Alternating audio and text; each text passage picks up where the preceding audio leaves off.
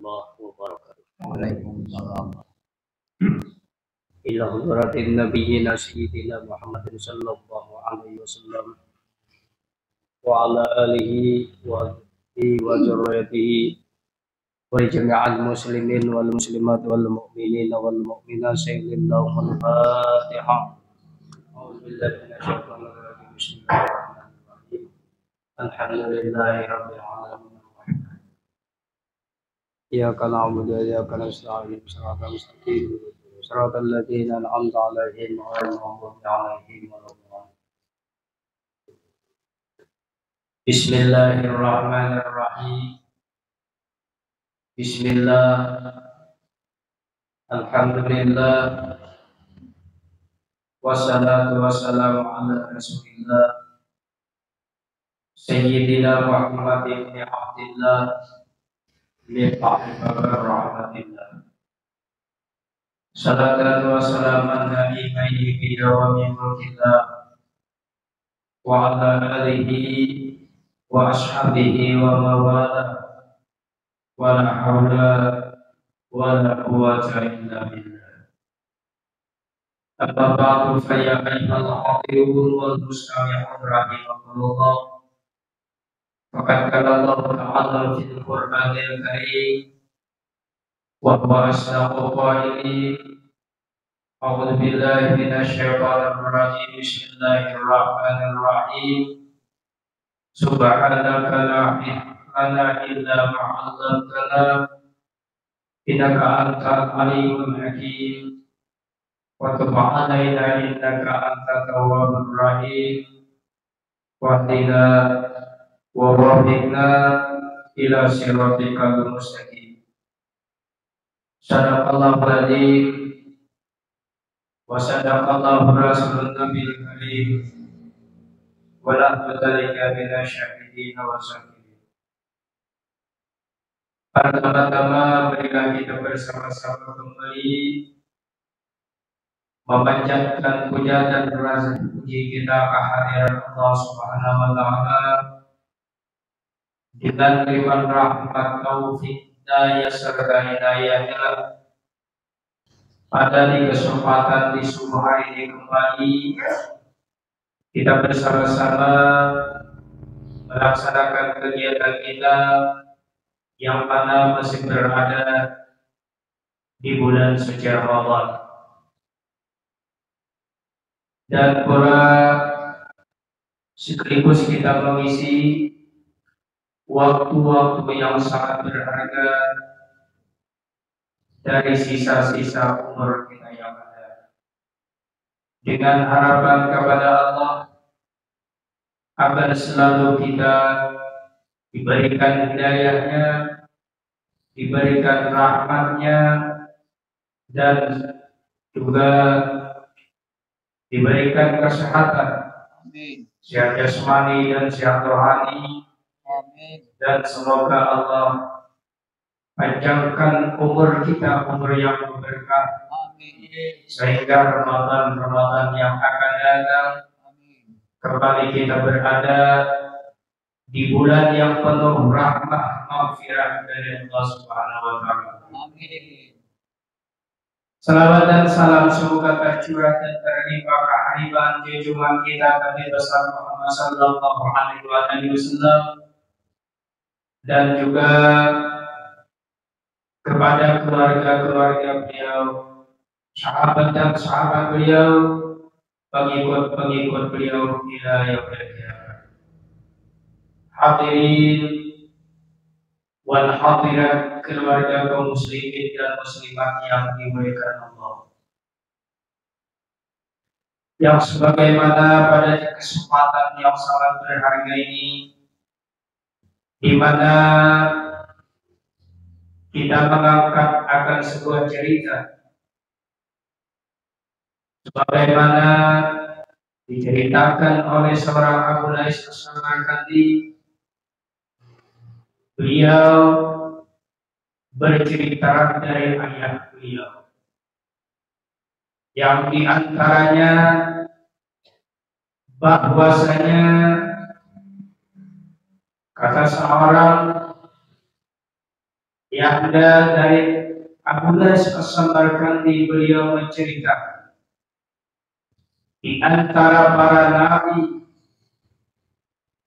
yang bukan rasul, nabi yang bukan diangkat menjadi rasul, kadangkala menerima wahyu lewat mimpi, di mana bahwasanya kata beliau nabi yang bukan diangkat menjadi rasul itu diantaranya kadangkala menerima wahyu lewat mimpi.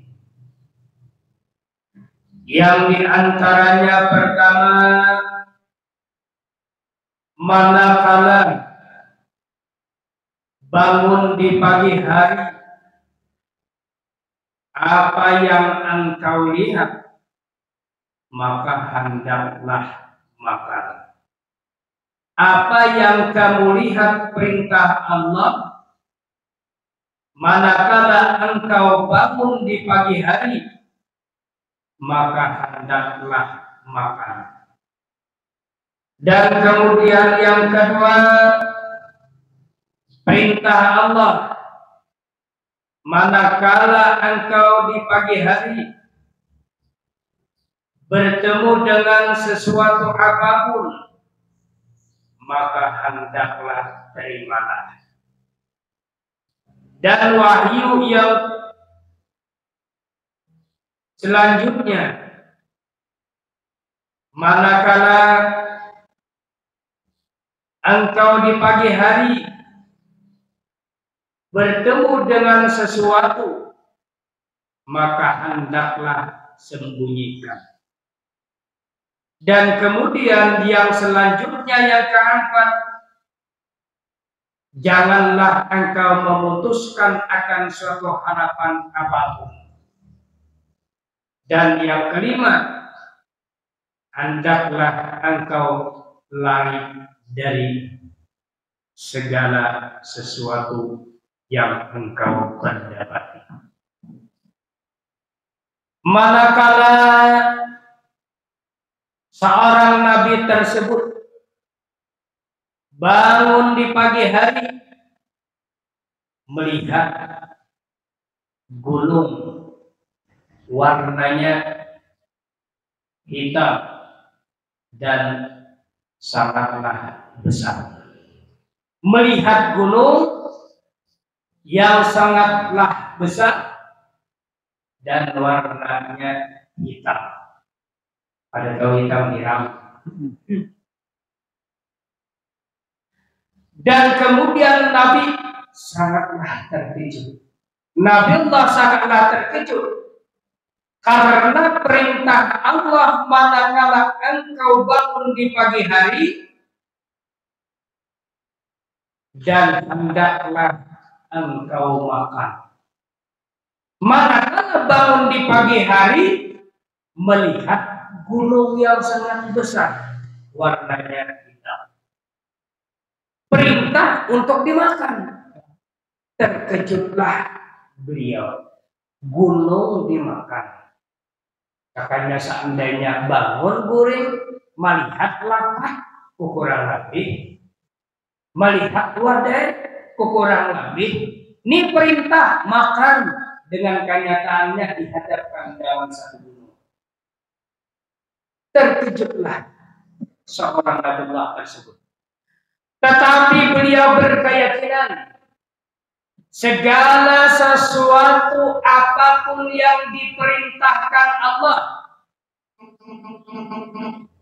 Allah Subhanahu wa ta'ala Maha Pengasih dan Maha Penyayang kepada hambanya.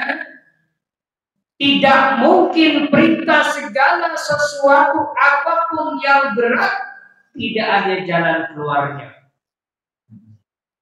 Tidak ada sesuatu perintah yang sangat berat Allah menjadikan jalan yang buntu.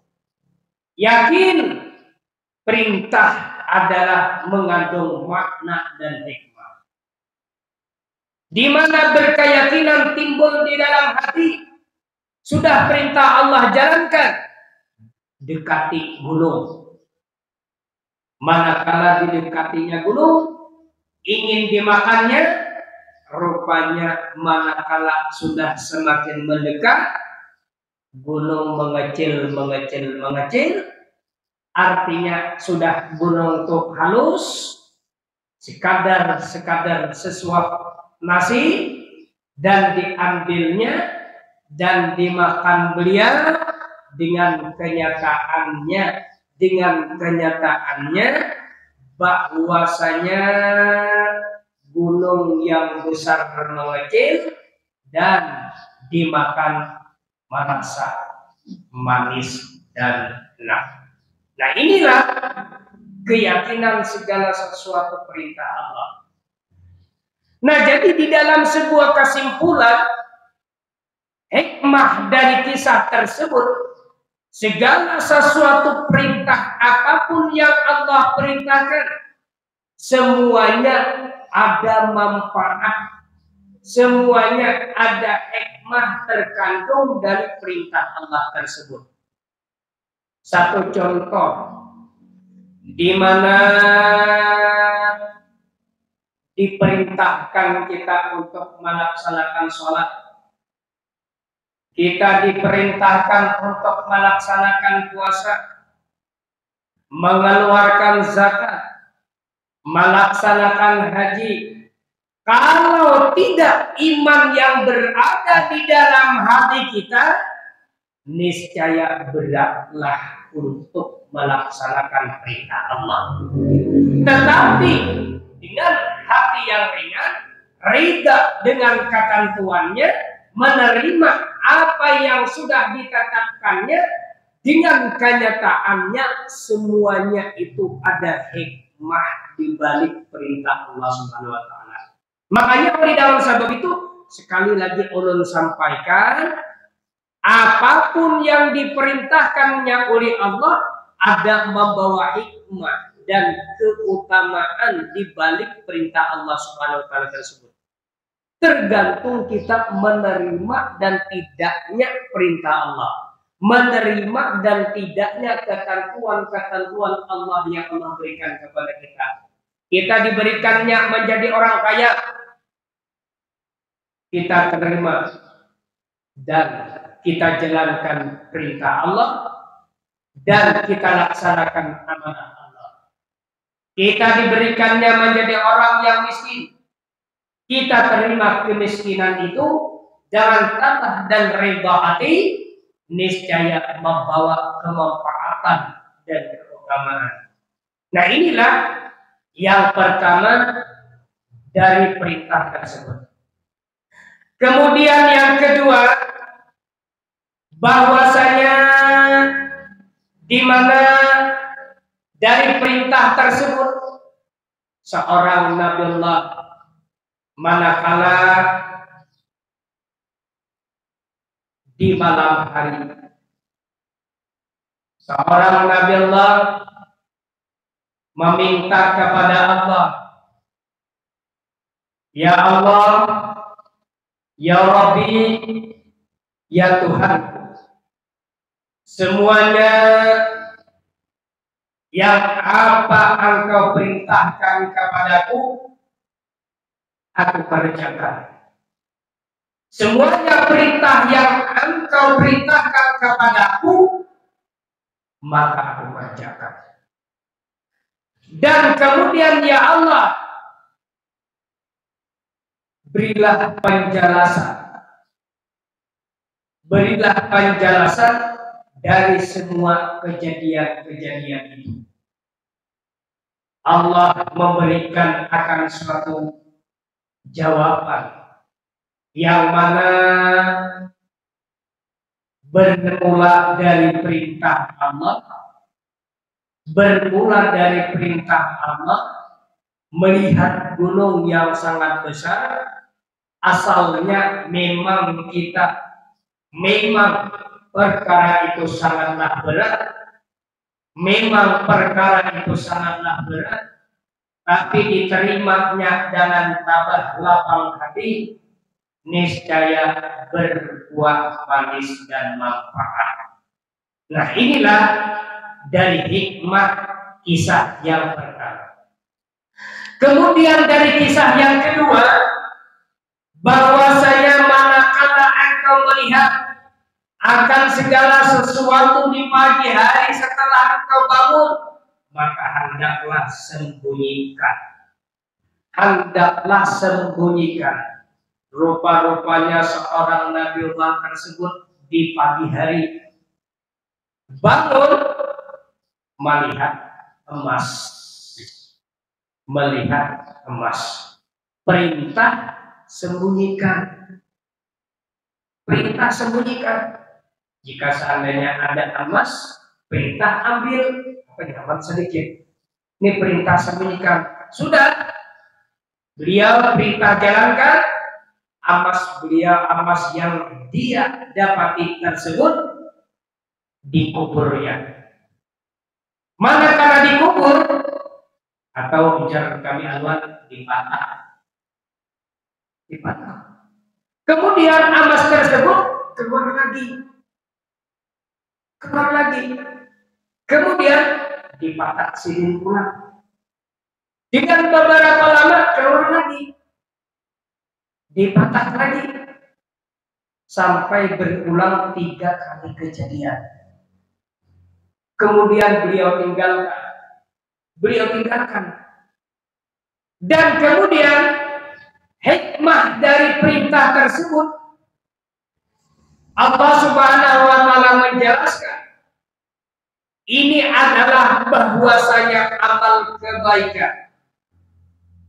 Amal kebaikan yang kita kerjakan haruslah kita sembunyikan.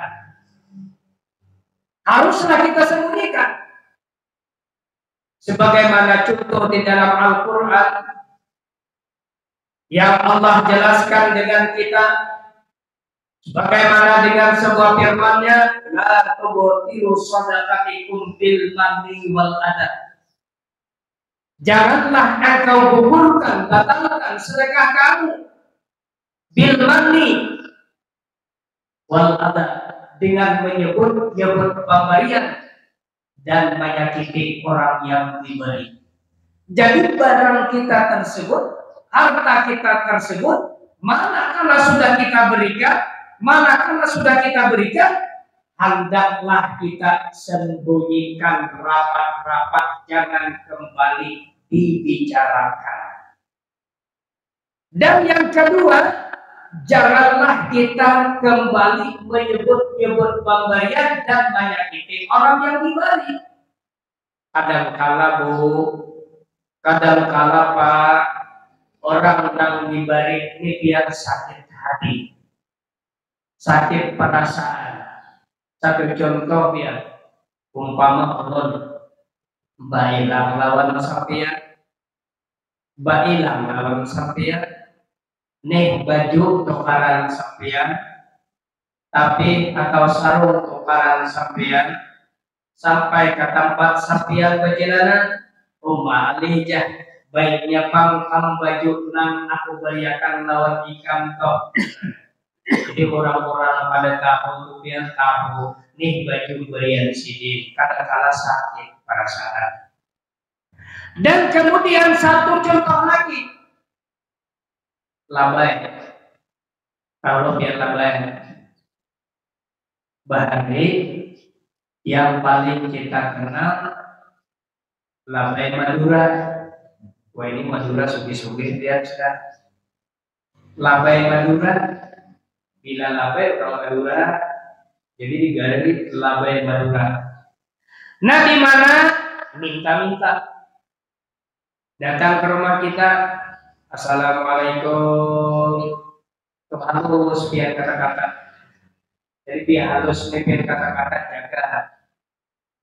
jaga kalimat salamnya assalamualaikum, jaga.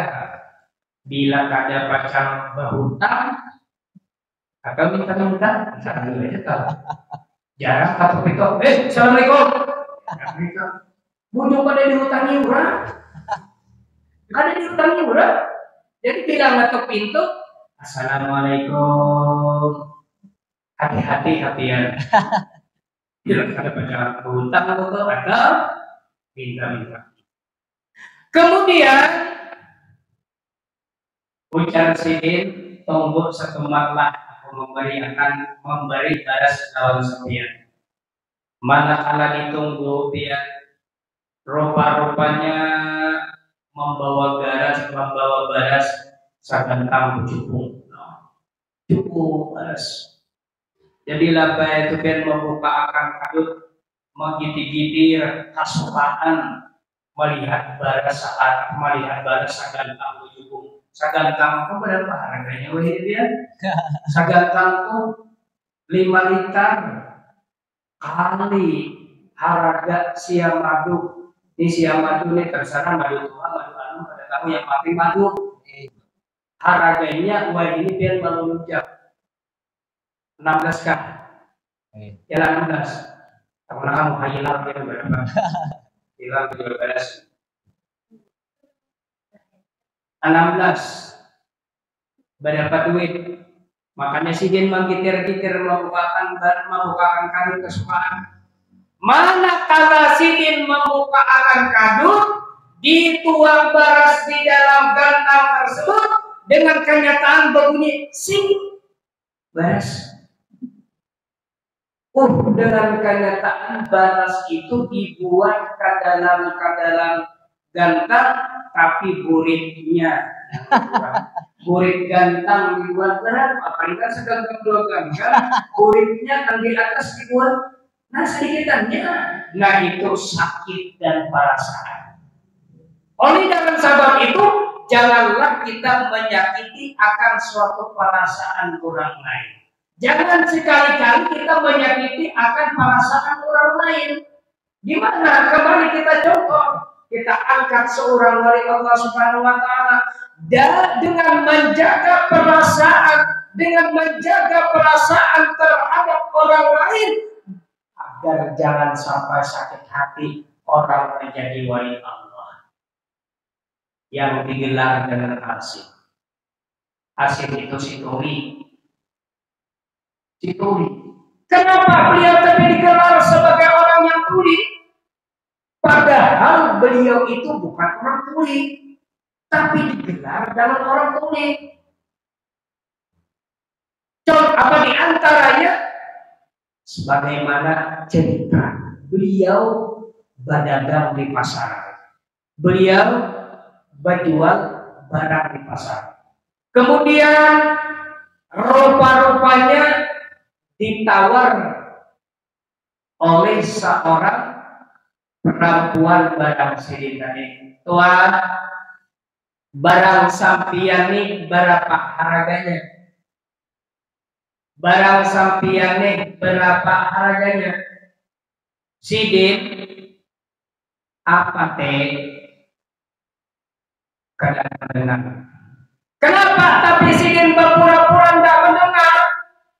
Karena seorang perempuan dengan gairahnya menawar dengan semangatnya mau membeli barang sidin, duduk tanpa disadari bakajut duduk rupa-rupanya takantut sinakuyan bibinian takantut bibinian tuh biar harus perasaan jarang ada nang takantut aku jarang makan tukang bininya seandainya ada aku berarti nyarim tuh laki dikantutin ke lampu. Nah di mana sidin berpura-pura tidak mendengar?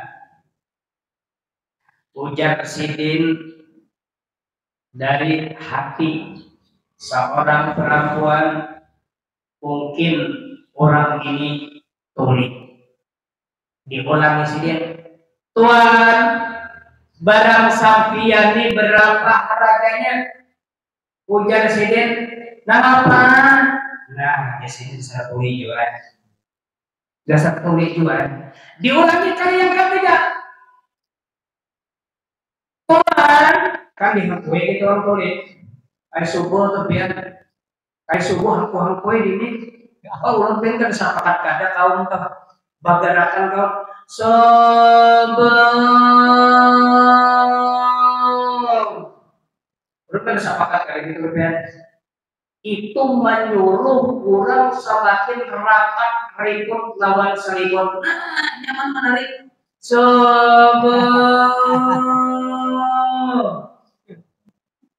Nyaman banget biar menarik selingkuh semakin berparak ke selingkuh. Coba diakui. Sombong. Oh, benar benar. Ya kan? Aku coba aja sigar ya. Ya kan? Akui. Atau bilang anak sigar, ape? Bangun orang, ini mau dari orang sebelum. Nah, itulah bahwasanya kejadian di mana berpendapat oleh seorang perempuan dasar tulik berarti sini ini. Seorang wali Allah Subhanahu wa Ta'ala yang digelar sebagaimana orang yang tuli, padahal beliau tidak tuli. Beliau railah hati barang sidin dapain, railah hati barang sidin laku demi menjaga perasaan orang lain jangan sampai sakit hati. Demi menjaga perasaan orang lain jangan sampai orang sakit hati. Makanya menjaga hati ini sulit. Menjaga hati ini berat.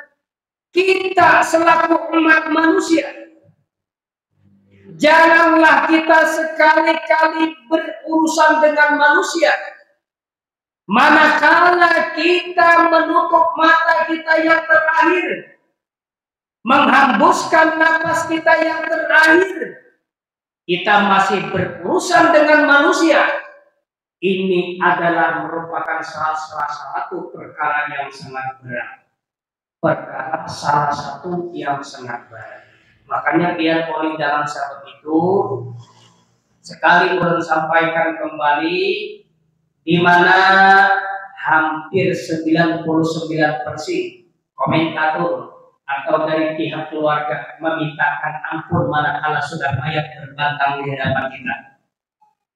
Agar jangan sampai bermasalah membawa satu masalah. Apa dari pihak keluarga atau komentator orang yang disalahi dari keluarga? Hadirin, saksikan ini main.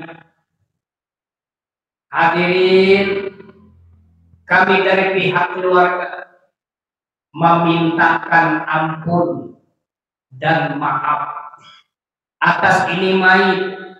Jika seandainya ada mempunyai kesalahan dan kekhilafan di dalam dunia, maka kami atas nama pihak keluarga memintakan ampun. Itulah yang diucapkan pada seketika terakhir. Kemudian yang selanjutnya, kami dari pihak keluarga apabila ini main ada mempunyai utang piutang dan janji-janji yang belum terselesaikan, untuk sementara kami minta ridha dan selanjutnya hendaklah berurusan berhubungan dengan keluarga. Karena apa? Roh tidak diterima olehnya Allah. Roh tidak diterima olehnya Allah terapung-apung di antara langit dan bumi, sementara kita masih berkaitan dengan utang piutang. Makanya oleh dalam sebab itu sering ulun sampaikan kepada para petani. Disampaikan kepada pengamatan yang saya lelah, kadang-kadang rumah di sini lelah. Kadang-kala petani ada di antara bahutang barang kaunti koperasi unit desa. Bahutang, baja aku pada nak bayar, aku pada nak bayar, panitianya hajakin kada bayar juga. Jangan melihat orang lain yang mati kita bayar. karena itu berkaitan dengan harta seluruh rakyat Indonesia.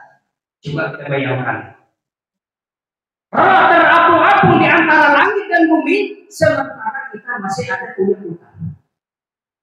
Dan kemudian yang akhir lagi, hadirin, saksikan, ini mic termasuk ahli kebaikan. Bagaimana bagi kita yang mendengar? Apakah kita berani menyaksikan seseorang ini termasuk ahli kebaikan?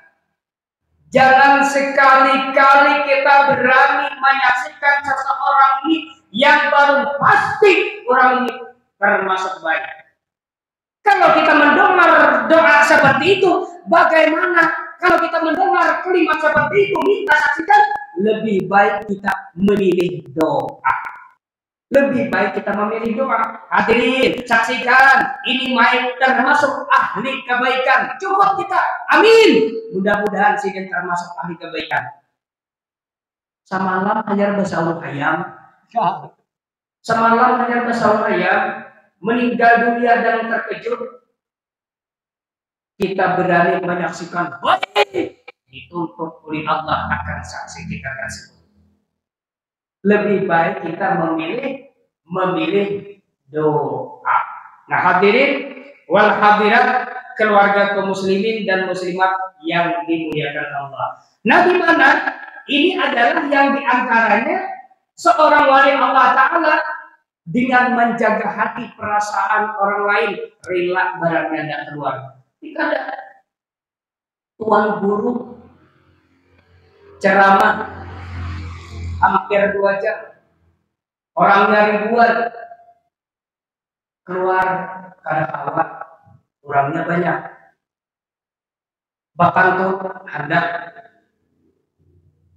2 jam sudah menahan tanpa perasaan, tanpa terasa keluar dengan sendirinya. Jangan ditetap menahan. Tidak boleh biar ke guru ke kantor. Guru kita boleh ke kantor. Rasa anja, makan mie sedikit seorang habis saja. Itu termasuk nikmat. Salah satu nikmat yang diberikan oleh Allah kepada kita kantuk. Seharianan benar bakal ya Pak. Gas kita tertumpuk di dalam perut kita sakit parah. Keluar, mana keluar jangan dicari lagi. Ikan kaki dalam kantor. Ya, aku lakukan ke kantor. Ini berarti ijak nih ke kantor nih. Aku ijak ke kantor juga. Nah, berarti Abdul kada bakantut, ijak kada bakantut, berarti Udin kada bakantut Udin.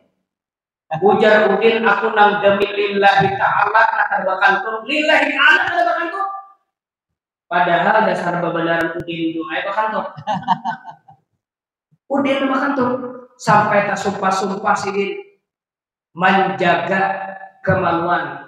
Malam tadi disanaakan oleh bini jarum Arab yang sudah menahun.